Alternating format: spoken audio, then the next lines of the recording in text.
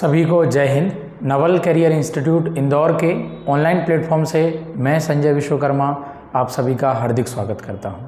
साथियों, जैसा कि आप सभी को पता है कि नवल करियर इंस्टीट्यूट के ऑफिशियल यूट्यूब चैनल पर 12th बोर्ड के लिए कुछ फ्री क्लासेस हम प्रोवाइड कर रहे हैं, डेमो क्लासेस हम प्रोवाइड कर रहे हैं और साथ ही हमने बोर्ड एक्सपर्ट के नाम से जो है कोर्स लॉन्च किया है, जो आपके 12वीं के परीक्षा को ध्यान में रख के और लेटेस्ट जो पैटर्न है बोर्ड का उसके ध्यान में रख के इस कोर्स को बनाया गया है। अगर आप इच्छुक हैं तो आप नंबर पर संपर्क कर सकते हैं 9425055203 पर आप कॉल कर सकते हैं। आज का जो हमारा लेक्चर रहेगा वो डेमो क्लास फर्स्ट रहेगी और इसमें हम फसल उत्पादन एवं उद्यान शास्त्र सब्जेक्ट के बारे में एक टॉपिक को हम यहाँ पर डिस्कस करेंगे। तो वीडियो के साथ आखिर तक बने रहिएगा। वीडियो थोड़ी सी लंबी हो सकती है लेकिन आपकी बोर्ड की परीक्षा के लिए काफ़ी इम्पॉर्टेंट है। अगर आप 12वीं की परीक्षा कर रहे हैं, तैयारी कर रहे हैं और आप चाहते हैं कि मैं बहुत अच्छा स्कोर करूं, मैं बहुत अच्छा नंबर लेके आऊं, मैं बहुत अच्छे तरीके से चीज़ों को समझ पाऊं, तो इसलिए आपके लिए ये वीडियो काफ़ी इम्पॉर्टेंट है। वीडियो के साथ आखिर तक आपको बने रहना है और अगर इस वीडियो से आपको वैल्यू मिलती है तो अपने दोस्तों के साथ भी शेयर ज़रूर करना है। तो आज की इस वीडियो में हम बात करने वाले हैं फसल उत्पादन एवं उद्यान शास्त्र का जो टॉपिक है, जिसको आप जानते हैं पहला टॉपिक, जिसका नाम है जल निकास। तो आज की इस वीडियो में हम जल निकास के बारे में ही बात करने वाले हैं। जल निकास या फिर इसको हम ड्रेनेज के नाम से भी जानते हैं, या फिर इसको हम ड्रेनेज के नाम से भी जानते हैं। ड्रेनेज, ये ड्रेनेज जो वर्ड है वो काफ़ी इम्पॉर्टेंट है एग्रीकल्चर में भी, एज वेल एज अगर कोई शहर में रह रहा है तो शहर में भी जो जल का निकास होता है, शहर का जो अपशिष्ट जल है उसको हमको शहर से बाहर निकालना है, तो वहाँ पर भी ड्रेनेज का जो रोल काफ़ी इम्पॉर्टेंट रहता है। लेकिन हम एग्रीकल्चर के पॉइंट ऑफ व्यू से बात कर रहे हैं, हम 12th के हिसाब से बात कर रहे हैं, तो यहाँ पर हम जल निकास, कृषि से संबंधित जल निकास की हम यहाँ पर बात करेंगे। टॉपिक काफ़ी इम्पॉर्टेंट है और यहाँ से 4 नंबर का आपका प्रश्न बनता है। अगर आप इस वीडियो पे आ गए हों और आपने जो पुराना वीडियो हमारा नहीं देखा है जिसमें हमने पूरा ब्लूप्रिंट को समझाया है फसल उत्पादन एवं पशुपालन को, तो आप उसको भी देख सकते हैं और इस वीडियो के डिस्क्रिप्शन बॉक्स में भी आपको उस वीडियो की लिंक मिल जाएगी और चैनल पे भी वो लिंक वीडियो उपलब्ध है। ठीक है, तो यहाँ पर हम बात कर रहे हैं जल निकास। जल निकास या जिसे हम ड्रेनेज के नाम से भी जानते हैं और इसको इंग्लिश में ड्रेनेज ही कहा जाता है। इसको ड्रेनेज, ड्रेनेज, ये ड्रेनेज होता क्या है, ये जल निकास होता क्या है, तो इसको सबसे पहले हम थोड़ा समझ लेते हैं कि जल निकास, नाम में ही आपको समझ में आ रहा है जल का निकास। जल का निकास, जल का निकास। अब निकास का मतलब क्या होता है? जल निकास, निकास का मतलब होता है कोई एक रास्ता, कोई एक रास्ता, कोई एक पाथ, जो रास्ता पानी को निकलने के लिए जो रास्ता दिया जा रहा है, पानी को खेत से बाहर करने के लिए जो रास्ता दिया जा रहा है, उसको हम जल निकास या ड्रेनेज के नाम से जानते हैं। अब ये जो ड्रेनेज है, ये जो जल निकास है, इसकी हमको आवश्यकता क्यों पड़ रही है? अरे खेत के अंदर अगर ज़रूरत से ज़्यादा पानी है या खेत के अंदर पानी है तो वो तो फसलों के लिए अच्छा ही है, वो तो क्रॉप्स के लिए बढ़िया ही है। लेकिन यहाँ पर जो ड्रेनेज की आवश्यकता है वो इसलिए है कि मिट्टी में एक पर्याप्त मात्रा में नमी होना पौधों के लिए सही है, फसल के लिए सही है। मतलब एक ऑप्टिमम मॉइस्चर है सॉइल के अंदर, that is good for our crops. But एक एक्सेस मॉइस्चर अगर सॉइल के अंदर है, अगर ज़रूरत से ज़्यादा नमी कब होगी? जब पानी भरपूर मात्रा में है, जितनी फील्ड को ज़रूरत है उससे ज़्यादा खेत के अंदर पानी भरा हुआ है, तो उसको हम फिर उसको ड्रेनेज करने की हमको आवश्यकता है, उसको खेत से बाहर करने की हमको आवश्यकता है। तो इसको आप क्या लिख सकते हैं? आवश्यकता से अधिक, आवश्यकता से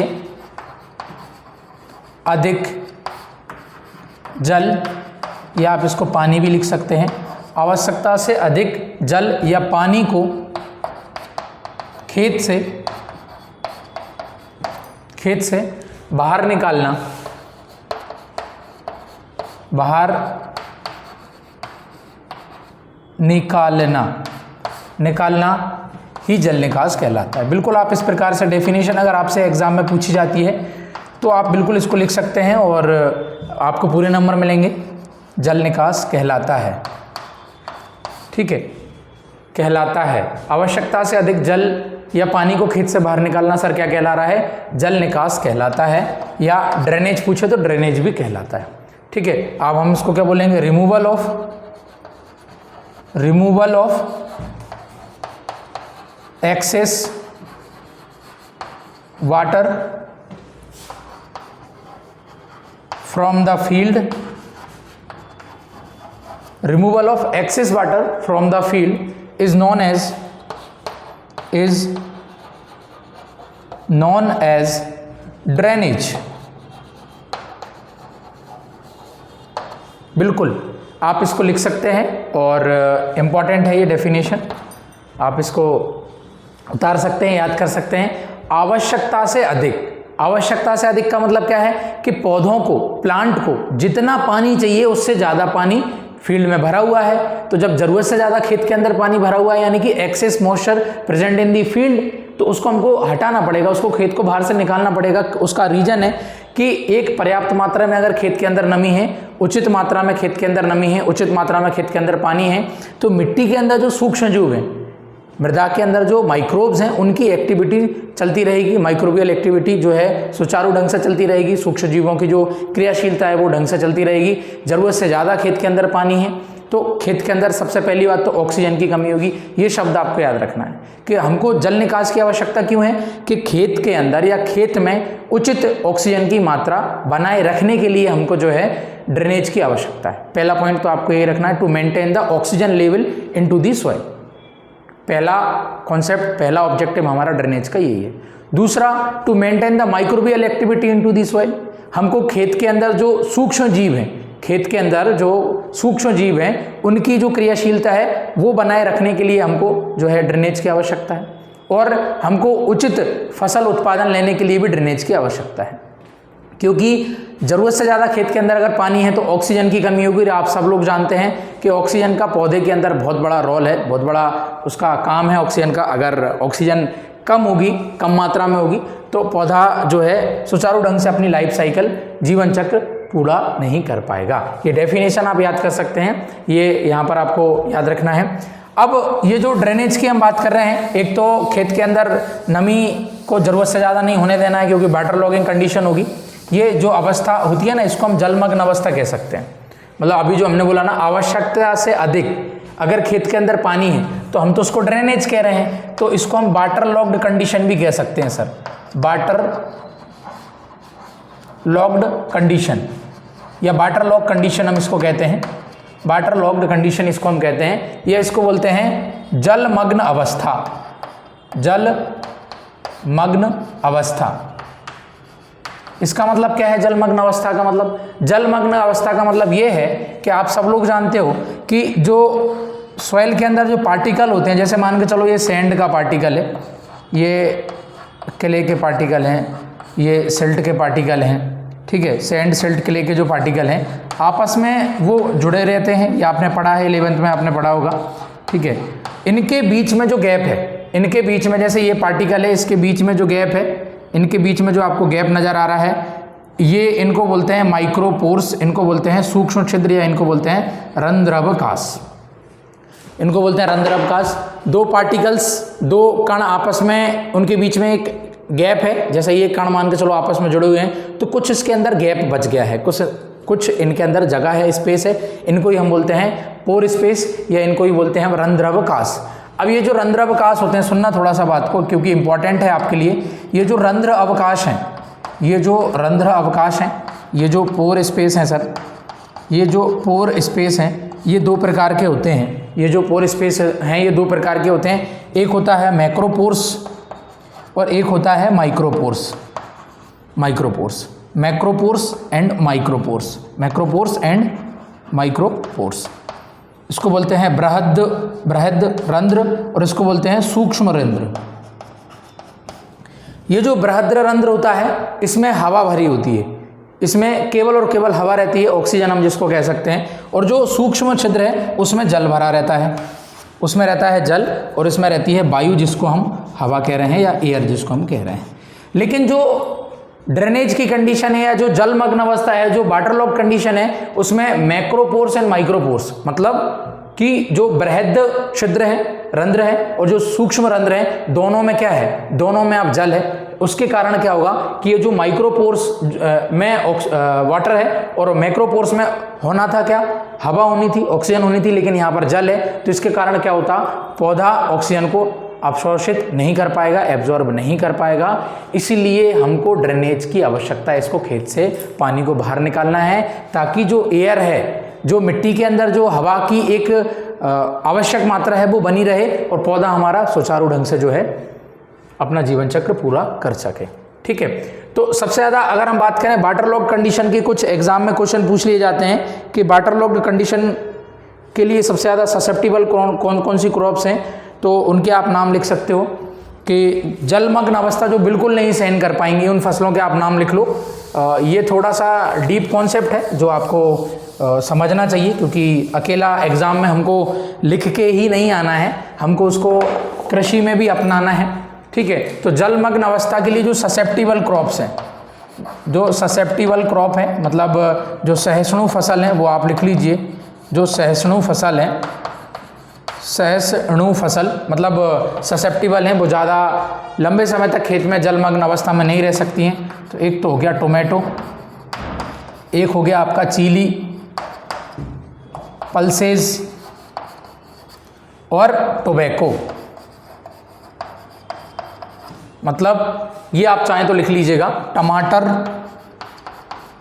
और भी फसल हो सकती हैं, मिर्च जलमग्न अवस्था में लंबे समय तक नहीं रह सकती, दालें, सभी प्रकार की दलहनें फसलें, और तंबाकू और तंबाकू ये जो है ससेप्टिबल क्रॉप हैं सर। अगर मान के चलो ज़रूरत से ज़्यादा खेत के अंदर पानी भरा हुआ है, टमाटर खेत के अंदर लगा हुआ है, मिर्च लगी है, दालें या तंबाकू लगा है, तो वो ससेप्टिबल है, वो फसल खराब हो जाएगी। ठीक, अगर आपसे कभी पूछे मोस्ट वाटरलॉक्ड रेजिस्टेंस क्रॉप कौन सी है, वाटरलॉक्ड रेजिस्टेंस क्रॉप कौन सी है, इसका मतलब क्या है कि जो सबसे ज़्यादा जलमग्न अवस्था को सहन कर सकती है, सबसे ज़्यादा जलमग्न अवस्था को जो सहन कर सकती है, उसका नाम आपको पता है, उसका नाम है धान या पैडी। उसका नाम क्या है, उसका नाम है सर धान या पैडी। तो उसको तो जलमग्न अवस्था ही चाहिए, इसलिए उसको ड्रेनेज ना भी हो उसके खेत में, धान के खेत में तो कोई दिक्कत नहीं है। लेकिन अधिकतर फसलें, ये तो कुछ एग्जाम्पल हैं, अधिकतर फसलें, मोस्ट ऑफ द क्रॉप्स कैसी होती हैं, ससेप्टिबल होती हैं टू वाटरलॉक कंडीशन। समझ गए, ये चीज़ें आपको समझ में आ गई हैं और उम्मीद करूंगा आपको जल निकास का कॉन्सेप्ट भी आपको क्लियर हो गया होगा। और अगर वाटरलॉक्ड कंडीशन होती है तो जो फ्लॉपिंग या बिल्टिंग से रिलेटेड समस्या आ जाती है, वो तंबाकू में देखने को मिलती है। जलमग्न अवस्था में वो ऑक्सीजन नहीं मिल पाती है, और भी अलग अलग फसलों को समस्याएं होती हैं। तो कुल मिला के बात ये है कि ज़रूरत से ज़्यादा खेत के अंदर पानी नहीं होना चाहिए, या ज़रूरत से ज़्यादा खेत के अंदर पानी है, उसको जब हम बाहर कर रहे हैं तो उस प्रोसेस को क्या बोल रहे हैं, उस प्रोसेस को हम बोल रहे हैं जल निकास या फिर ड्रेनेज। समझ गए, जल निकास या फिर ड्रेनेज उसको हम कह रहे हैं। ये चीज़ें आपको क्लियर हो गई हैं। और पानी की वह आवश्यक मात्रा, हम इसको डेफिनेशन में भी ले सकते हैं, पानी की वह आवश्यक मात्रा जो अंतः स्पंदन, जिसको हम इन्फिल्ट्रेशन कह रहे हैं, दूसरा अंतः स्त्रवण, जिसको परकुलेशन हम कह रहे हैं, और रिसाव, जिसको सीपेज कह रहे हैं, के बाद खेत के अंदर बनी हुई है। गुरुत्वाकर्षण बल के कारण जो जल नीचे जाने वाला है वो भी चला गया। इन्फिल्ट्रेशन, जिसका खेत के अंदर जो इन्फिल्ट्रेशन होना था, परकुलेशन होना था, फिर खेत के अंदर जो पानी बहना था, तीनों प्रोसेस होने के बाद भी खेत के अंदर पानी भरा हुआ है। ठीक है, तो वो ड्रेनेज कहलाएगा। और उसको जब हम खेत से बाहर निकालते हैं सर, तो उसको क्या बोलते हैं, जल निकास उसको हम कहते हैं। क्लियर हो गया होगा आपको। ठीक है, जल निकास आपको क्लियर हो गया। ऑब्जेक्टिव भी मैंने आपको बता दिए हैं, खेत के अंदर ऑक्सीजन की उचित मात्रा बनी रहे, सूक्ष्म जीवों की जो क्रियाशीलता है वो बनी रहे। ठीक है, और पौधों की उचित वृद्धि के लिए, क्योंकि ज़रूरत से ज़्यादा अगर पानी है तो फिर कोई भी फसल है उसके लिए नुकसानदायक रहेगी। अब इसकी कुछ विधियाँ होती हैं जो आपके एग्जाम में आती हैं। एक तो जल निकास की विधियाँ होती हैं, जिनको हम मेथड्स के नाम से जानते हैं। ठीक है, और एक जो है जल निकास की प्रणाली होती है, जिसको हम सिस्टम बोलते हैं, सिस्टम ऑफ ड्रेनेज। ये दोनों में स्टूडेंट को कन्फ्यूजन भी होती है और एग्जाम में आता भी है। सिस्टम मतलब खेत के अंदर किस प्रकार से आप प्रणाली का उपयोग कर रहे हो, तो ये 3 प्रकार का होता है, बस इनके नाम लिख लो, फिर डिटेल में हम इसके बारे में अभी जानेंगे। एक होता है प्राकृतिक प्रणाली, जिसको हम बोलते हैं natural system, natural system of drainage. क्या बोलेंगे इसको? Natural system of drainage, natural system of drainage. इसमें क्या होता है, इसमें ज़रूरत से ज़्यादा खेत के अंदर पानी है, तो आप देखते हो अगर खेत के अंदर ढाल है तो खेत का जो पानी है वो अपने आप ढाल के साथ पानी खेत से बाहर निकलने लगेगा। जैसा जैसा ढाल होगा वैसा वैसा वो नालियाँ, मतलब जहाँ प्रेशर ज़्यादा होता है तो मिट्टी को काट के एक नाली बना लेते हैं, फरो बना लेते हैं अपने आप प्राकृतिक तौर पे, और खेत से जल बाहर निकल जाता है। इसको हम बोलते हैं प्राकृतिक प्रणाली, जहाँ खेत का ढाल है, जहाँ उसको पानी का प्रेशर के कारण वो खेत से बाहर निकल जाएगा। दूसरा होता है सर गिरिडीरोन, गिरिडीरोन प्रणाली। दूसरी जो सिस्टम है वो है गिरिडीरोन प्रणाली, ये एग्जाम में आता है आपके, और इसको हम बोलते हैं गिरिडीरोन, गिरिडीरोन सिस्टम इसको हम कहते हैं, गिरिडीरोन सिस्टम हम इसको कहेंगे। और तीसरा जो होता है वो होता है हेरिंगबोन, हेरिंगबोन प्रणाली हम इसको कहते हैं, या हेरिंगबोन प्रणाली इसको कहते हैं, और इंग्लिश में भी इसको बोलते हैं herringbone system, herringbone system, herringbone प्रणाली या हेरिंगबोन सिस्टम हम इसको कहते हैं। ये तीनों नाम आपको याद रखने हैं। आपसे पूछेगा प्राकृतिक प्रणाली तो किससे संबंधित है? जल निकास की प्रणाली से संबंधित है, गिरिडीरोन प्रणाली और हेरिंगबोन प्रणाली।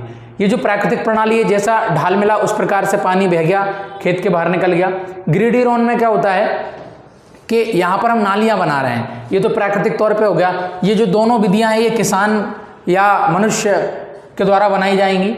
गिरिडीरोन में नालियाँ, खेत से जल को हमको बाहर निकालना है तो किसी चैनल की हमको आवश्यकता पड़ेगी, किसी नाली की हमको आवश्यकता पड़ेगी कि उस नाली से हम खेत का पानी निकाल सकें। और आप सभी जानते हैं, आप सभी लोग कृषि से जुड़े हुए हैं तो आप जानते हैं कि खेत के अंदर जो नाली बनती है वो खेत के समतल से, स्लोप से या तल से थोड़ी सी नीचे बनती है, ताकि पूरा खेत का पानी उसमें आ जाए और वो नाली के माध्यम से खेत से बाहर निकल जाए।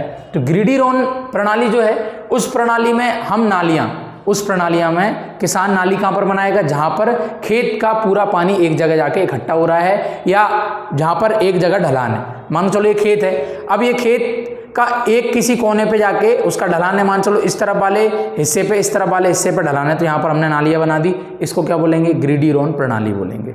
ठीक है, ढलान जिस तरफ है उस तरफ हमने नालियाँ बना दी।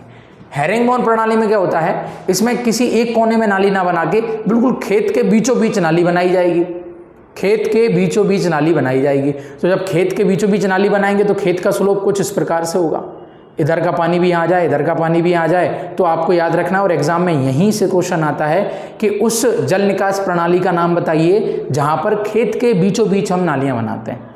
जो मेन चैनल है, चैनल मतलब जहाँ जिसको हम नाली कह रहे हैं या फरो कह रहे हैं, वो जो चैनल है वो सेंटर ऑफ द फील्ड यहाँ पर बनेगा, उसके सेंटर में बनेगा, फील्ड के केंद्र में यहाँ पर बनाएंगे, बिल्कुल बीचों बीच बनाएंगे। तो यहाँ पर सहायक नालियाँ से पानी निकालने में मदद होगी। सहायक नालियाँ पूरे खेत के बीचों बीच आके इकट्ठी हो जाएंगी और उस मेन नाली से पानी बाहर निकाल देंगे। ग्रिडिरोन प्रणाली में क्या होता है? ग्रिडिरोन प्रणाली में किसी एक हिस्से पे जो है नालियाँ बनाई जाती हैं, तो पूरी सहायक नालियाँ जो हैं, आगे हम इसको और विस्तृत रूप से पढ़ेंगे। सहायक नालियों के माध्यम से मुख्य नाली में पानी आएगा और उस मुख्य नाली से खेत के बाहर जो है जल चला जाएगा। यह है प्रणाली, प्राकृतिक प्रणाली, ग्रिडिरोन और हेरिंगबोन। अब याद कैसे करोगे? हेरिंगबोन, बोन में बा का मतलब बीचों बीच, खेत के बीचों बीच नाली किस में बनाई जाती है? तो हेरिंगबोन में। अब ग्रिडिरोन में कहीं बा दिख रहा है क्या? नहीं, ठीक है, ग्रिडिरोन में बा नहीं दिख रहा है। और भी आगे हम डिटेल में पढ़ेंगे तो इसकी मैं ट्रिक भी आपको बताऊंगा, आपको याद भी रहेगा और आप कभी भूलेंगे भी नहीं। अगर अब हम जल निकास की विधियों की बात करें कि किस किस प्रकार से जो है हम जल को खेत से बाहर कर सकते हैं, उनकी विधियां क्या हो सकती हैं, उनकी मेथड्स क्या हो सकती हैं, तो विधियां या मेथड्स की बात करेंगे तो सर दो प्रकार से जल निकास की विधियां जो होती हैं, methods of drainage. There is two type of methods of drainage. First one is surface drainage and second one is underground और सब सरफेस ड्रेनेज। मतलब सतही जल निकास, सतही जल निकास इसको हम बोलेंगे सरफेस ड्रेनेज, सरफेस ड्रेनेज इसको हम कहेंगे। दूसरा जो होता है इसको हम बोलते हैं भूमिगत या इसको बोलते हैं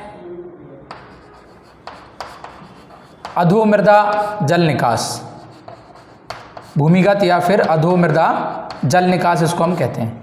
इंग्लिश में इसको क्या बोलेंगे? इंग्लिश में इसको बोलेंगे अंडरग्राउंड ड्रेनेज इसको हम कहते हैं। क्या कहते हैं सर? अंडरग्राउंड ड्रेनेज इसको हम कहते हैं।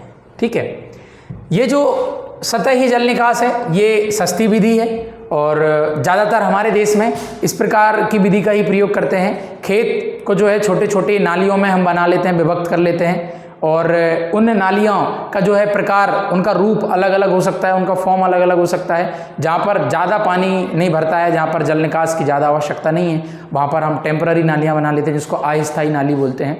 जहाँ पर ज़रूरत से ज़्यादा पानी भरा रहता है या साल भर पानी की समस्या रहती है कि वहाँ पर पानी प्रॉपर तरीके से खेत से बाहर नहीं निकल पा रहा है, तो फिर वहाँ पर हम सरफेस की हम बात कर रहे हैं, वहाँ पर फिर परमानेंट नालियाँ बनाते हैं। और भी इसके प्रकार हैं। ठीक है, जो भूमिगत है वो सबसे बेस्ट एग्जाम्पल आप लोगों ने देख रखा है। जो शहर है, कोई भी शहर हो, मध्य प्रदेश का, इंडिया का कोई भी शहर हो, शहरों में कभी आपने रोड पे पानी बहते हुए देखा है? नहीं देखा।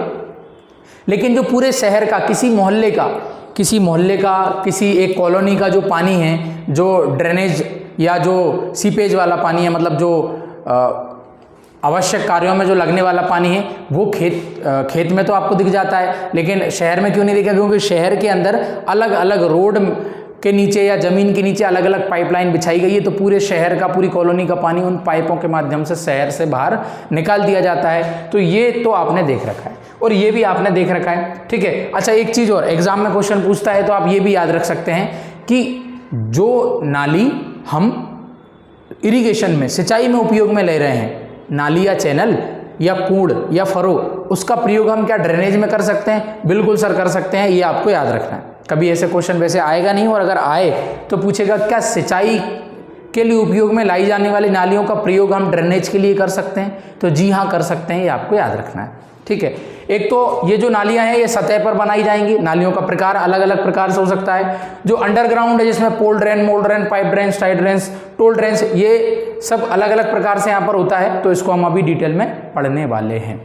ठीक है, समझ गए आप? हमने सबसे पहले क्या पढ़ा? जल निकास को पढ़ा, जिसको ड्रेनेज के नाम से जानते हैं। ड्रेनेज मतलब क्या है कि खेत से में आवश्यकता से अधिक पानी को हमको बाहर निकालना है, या अनावश्यक मात्रा में जो खेत के अंदर पानी उपलब्ध है जिससे हमारी फसल को कहीं ना कहीं नुकसान पहुंच रहा है या पहुंचने वाला है, तो उसको जब हम खेत से बाहर करते हैं, फील्ड से हम उसको रिमूव कर रहे हैं, उस प्रोसेस को क्या बोलते हैं सर? ड्रेनेज बोलते हैं या जल निकास उसको बोलते हैं।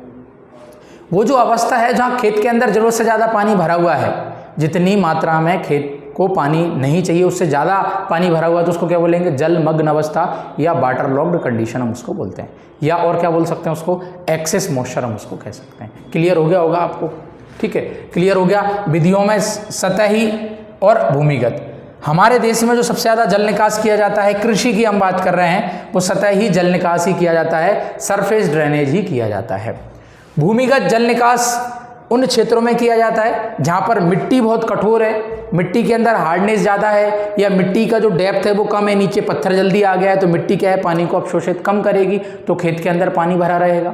एक तो ये है। दूसरा कि हमको प्रॉपर तरीके से खेत से ज़रूरत से ज़्यादा जो पानी है उसको बाहर निकालना, यानी कि ड्रेनेज को हमको प्रॉपर तरीके से करना, उचित ढंग में हम इसका जो है प्रयोग कर सकें, तो हम इसका प्रयोग करेंगे। इसके अलग अलग रूप होते हैं, जैसी आवश्यकता या जैसी उपलब्धता है, जो भी सामग्री, जो भी मटेरियल इसमें लगने वाला है, जैसी उपलब्धता है उसके हिसाब से हम यहाँ पर ड्रेनेज कर देते हैं।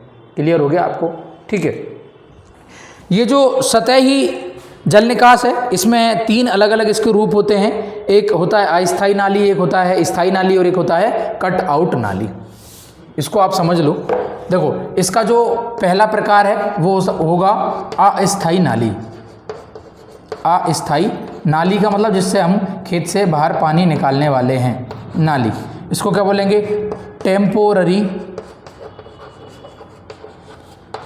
ड्रेनेज हम इसको बोल सकते हैं। ठीक है, ड्रेनेज या टेम्पोररी फरो भी हम इसको कह सकते हैं। दूसरा इसका जो रूप होगा वो होगा स्थायी नाली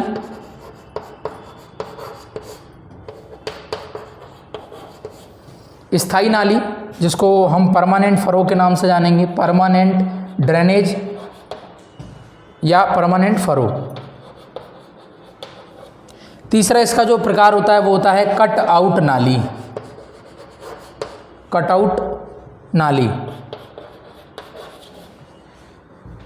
देखिए ये जो सतही जल निकास है, जो सरफेस ड्रेनेज की हम बात कर रहे हैं, उसमें अस्थायी नालियाँ कहाँ पर बनाई जाती हैं, जहाँ पर बरसात के समय पानी ज़्यादा भरता है या वहाँ पर ज़्यादा पानी की समस्या नहीं है। बरसात शुरू होने के पहले हम नालियाँ बना देंगे और जब बरसात हमारी ख़त्म हो जाएगी तो फिर हम उन नालियों को हटा देते हैं। ठीक है, ये कैसी हो गई, ये अस्थायी नाली हो गई। स्थायी नाली, यहाँ पर पक्की नालियाँ बनेंगी जो कंक्रीट की बनती हैं, सीमेंट की, ईंट की, इनको सबकी मदद से जो पक्की दीवार टाइप की जो नालियाँ बनेंगी, वो नालियाँ कहाँ पर बनेंगी, जहाँ पर जलमग्न अवस्था रहती है, जहाँ पर वाटर लॉगिंग कंडीशन रहती है या ज़रूरत से ज़्यादा खेत के अंदर पानी भरा रहता है, तो वहाँ पर हम पक्की नालियाँ बनाते हैं। ये जो कटआउट नाली का कॉन्सेप्ट है, ये नहर के आसपास अगर आपका खेत है, आपने देखा होगा कि नहर की जो ऊंचाई होती है वो धरातल से ज़्यादा होती है, जो हमारा खेत की सरफेस उससे ऊंची नहर होती है, तो उसके कारण उसके आइट साइड से पानी निकलता है, रिसाव होता है। तो खेत में एक लंबा जो हिस्सा है, बड़ा जो हिस्सा है, वो जलमग्न बना रहता है। इसलिए नहर और खेत के बीच में हम लगभग 1 मीटर गहरी और 1.5 से 2 मीटर चौड़ी हम नाली बना देते हैं, तो उसको बोलते हैं कट आउट नाली। क्लियर हो गया, उसको क्या बोलते हैं, कट आउट नाली। ठीक है, ये चीज़ें आपको क्लियर हो गई होंगी। आज के इस लेक्चर में हमने क्या क्या बात करी है, जल निकास की डेफिनेशन की बात करी है, जल निकास के उद्देश्य की हमने बात करी है, जल निकास क्यों आवश्यक है इसकी हमने बात करी है, और जो जलमग्न अवस्था होती है वो जल निकास से किस प्रकार से अलग हो सकती है उसको भी हमने पढ़ा। जल निकास में वाटर लॉगिंग का कॉन्सेप्ट क्या है वो हमने समझा। जल निकास में या वाटर लॉगिंग कंडीशन में जो सहिष्णु फसलें हैं उनके एग्जाम्पल हमने देखे, और प्रतिरोधी या हम बात करें जो मोर रेजिस्टेंस है, जिसमें जलमग्न अवस्था में वो फसल खराब नहीं होती, तो उसका नाम क्या है, जी हाँ उसका नाम है धान, आपको याद है। ठीक है, फिर हमने जल निकास की प्रणालियां देखी, सिस्टम ऑफ ड्रेनेज के हमने अभी नाम देखे हैं, प्राकृतिक प्रणाली, ग्रेडिरोन, हेरिंगबोन, इसको डिटेल में हम पढ़ेंगे नेक्स्ट लेक्चर में। ठीक है, और विधियां की अगर हम बात करेंगे, मेथड्स ऑफ ड्रेनेज की बात करेंगे, तो यहाँ पर हमने सतही जल निकास और भूमिगत जल निकास दो अलग अलग भागों में बांटा। सतही जल निकास के क्या क्या प्रकार हो सकते हैं उसको भी हमने यहाँ पर अभी पढ़ लिया है। तो इस लेक्चर में हमने ये आज की फसल उत्पादन की लेक्चर 1 है, डेमो क्लास फर्स्ट है, तो इसमें हमने बहुत सारी जानकारी देख ली है जल निकास से संबंधित, और इसी लेक्चर को हम आगे और डिटेल में इसके पार्ट 2 में कंटिन्यू करेंगे। अगर आप भी इसी प्रकार से और अच्छी तरीके से आप पढ़ना चाहते हैं, बोर्ड में आप अच्छे नंबर पाना चाहते हैं, आप कम समय में अच्छे परसेंटेज बनाना चाहते हैं, या आप चाहते हैं कि मैं घर से ही रह के इंदौर के सर्वश्रेष्ठ तैयारी में करूं एग्रीकल्चर की, कृषि क्षेत्र की, तो आप हमसे जुड़ सकते हैं। नवल कैरियर इंस्टीट्यूट के बोर्ड एक्सपर्ट बैच में आप ज्वाइन कर सकते हैं, एनरोल कर सकते हैं। अधिक जानकारी के लिए आप कॉल कर सकते हैं 9425055203। तो दोस्तों ये थी आज की वीडियो, मिलेंगे किसी नई वीडियो में नए अपडेट के साथ, तब तक के लिए जय हिंद, जय भारत।